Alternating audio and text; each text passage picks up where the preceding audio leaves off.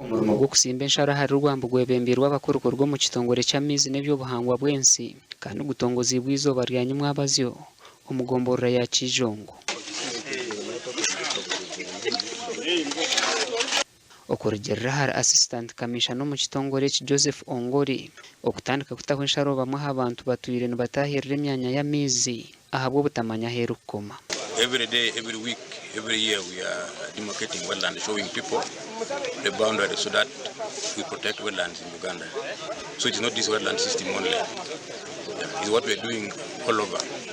Rwambo niye rwahuriye ibanda na Kitagwenda kandi rukuzo mu mugera gwa Mpanga. Tubyiza kugurinda abo kuba Mpanga n'umjimanya mwena amashanyarazi aminyo no gakuruga even na miza gwa ko somtawuni abanashorota no bagiha so ntushaba tuna tugurinde kugira ngo ceketa kaferwa bakufuna amashanyarazi na mizi batakatongwizeho mu rumogo abebembezi ba district yibanda babandize no kubuganaho n'abatura ahanshongeji akati tusinzide ku mateeka go okupima obuwanvu okuva omugawe guli nawo omuntu wote kokola ki okukoma twagala ekyo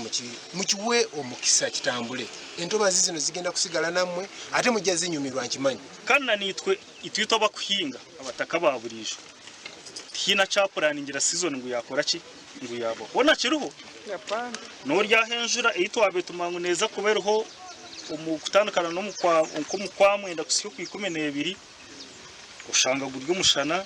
enjire gwebero 2 igarike kwayo cyo bakoreki no kanyi kasigaza muzisi kinashikunda kandi tinacanga kucakurwa mu kirungi kitabire mu kibi nura ko nyine homwani nura ko nyine horutoke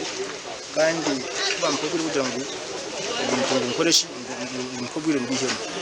okuregerera habe by'ubuhangwa hectare ziri kuhikomora kanana nazo zatebwaho ensharo omuhuru reji Gashakwa Timothy Mushabe.